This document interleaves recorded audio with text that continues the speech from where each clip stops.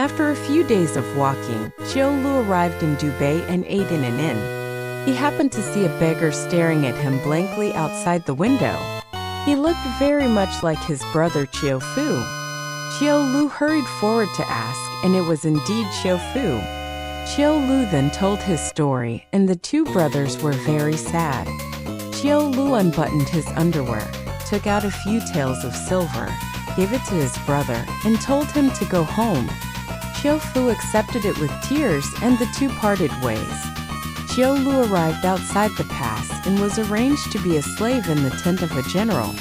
Because he was born weak, the general let him take charge of documents and books and eat and live with other slaves. The slaves asked about his family background, and Xiaolu told them in detail. One of them suddenly said in surprise, "You are my son." It turned out that after Xiaozhang was captured by the bandits, he was initially herding horses for them. Later, this group of bandits surrendered to the government army and sold Xiaozhang to the bannermen as a slave. At this time, he was stationed outside the pass with his master. Xiaozhang recalled the past to Xiaolu, and everyone knew that the two were really father and son. Xiaozhang and Xiaolu couldn't help crying and hugging each other, and everyone in the room was also sad and crying. Then Xiaozhang said angrily, "Where did this runaway slave come from, falsely accusing my son of fraud?" He went to cry and told the general what happened. After hearing this, the general made Xiaolu a clerk and wrote a letter to a prince in the court, asking Xiaozhang to take it to the capital to appeal. Xiaozhang entered the capital and waited for the prince's carriage to come out. He shouted that he was wronged and handed over the general's letter. When the prince learned about the incident, he felt sorry for Xiaolu. He ordered the local officials to redeem him, return the property confiscated by the government treasury to Xiao's family, and judge Xiaolu not guilty and release him home. Xiaozhang returned to the outside of the pass, and both father and son were very happy. Xiaolu also asked his father in detail whether he had remarried in recent years, so that he could redeem his father and return to his hometown. After learning that Xiaozhang had been married twice but had no children and was still single, Xiaolu packed his belongings and returned to his hometown. At first, Xiaofu said goodbye to his brother and returned to his hometown.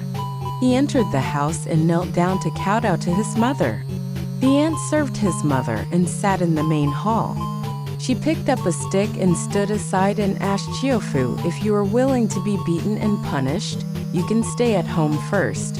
Otherwise, your property has long been gone, and there is no place for you to eat here. Please leave."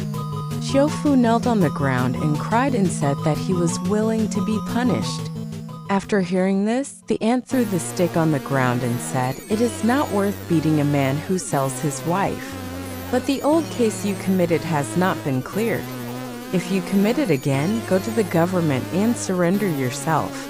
Then she sent someone to tell Jiang that Xiaofu had returned.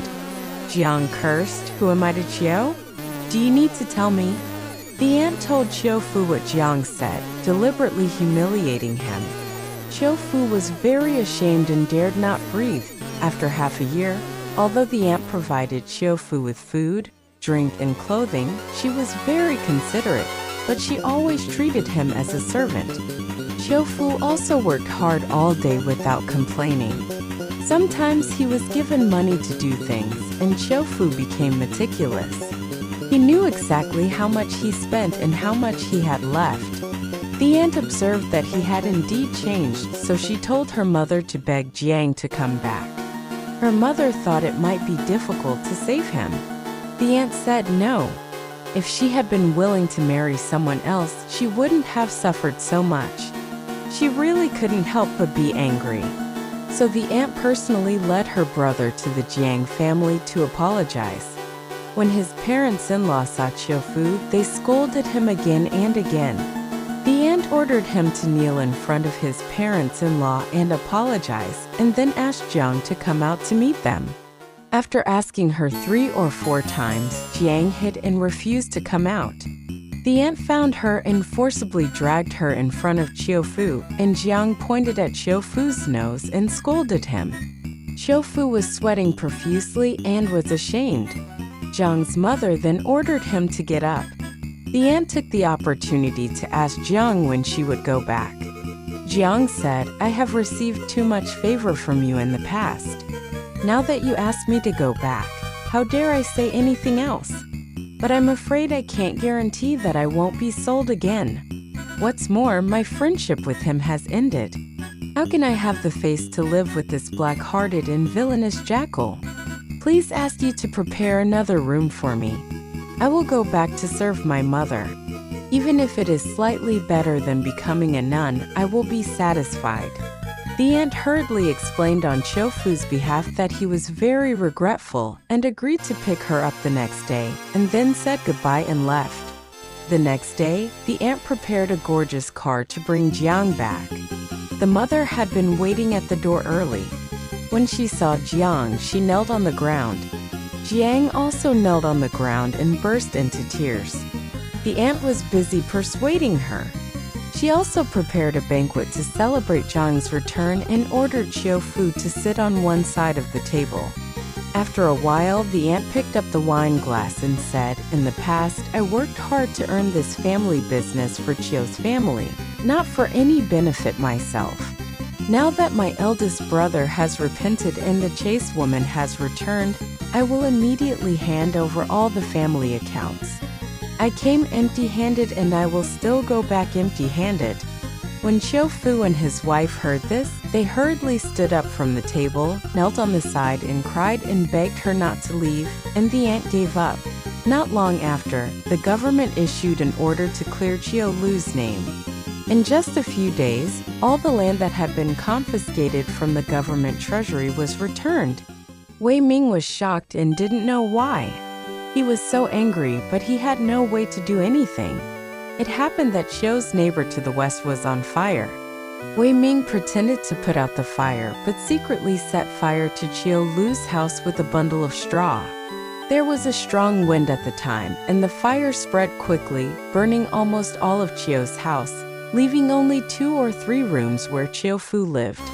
The whole family had to move to these rooms. Soon, Qiu returned home, and the family reunited, feeling both sad and happy.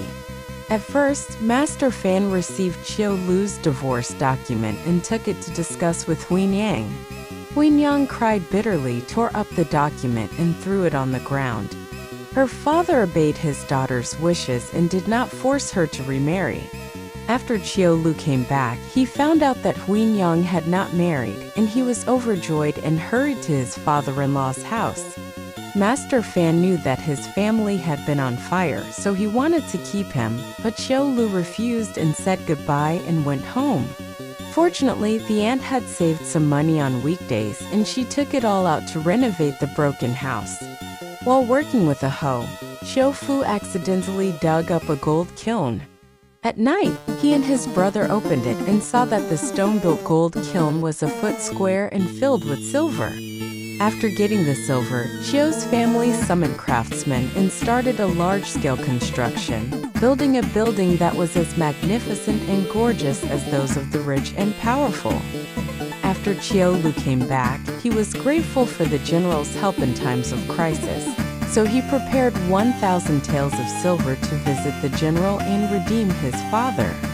Qiufu was willing to go in his place, so he sent a few strong servants to follow him to the outside of the pass. Qiu brought Huinyang back. Soon, Qiufu brought his father back, and the whole family was rejoicing. Since living in her natal family, the aunt forbade her son to visit her, fearing that someone would talk about her trying to embezzle the property of the aunt. Now that her father has returned, she resolutely said goodbye and wanted to go back. The brothers couldn't bear it, so the father divided the property into 3 parts, 2 for the son and 1 for the daughter. The aunt refused bitterly, and the 2 brothers cried and said, "If it weren't for my sister, where would we be today?" The aunt had to accept it with peace of mind and sent someone to ask her son to move in and live with his parents. Later, someone asked the aunt, Fu and Lu are your half-brothers. Why do you care so much about them? The ant replied, only animals know that they have a mother but not a father. How can people imitate them? Fu and Lu were so grateful that they burst into tears after hearing this. They asked the craftsman to renovate the ant's house and build it like their own. After that, Wei Ming reflected on himself. In the past 10 years, the more he harmed his enemies, the more he brought blessings to them, and he couldn't help but gradually regret it. He also admired the wealth of his enemies and wanted to make friends with his family.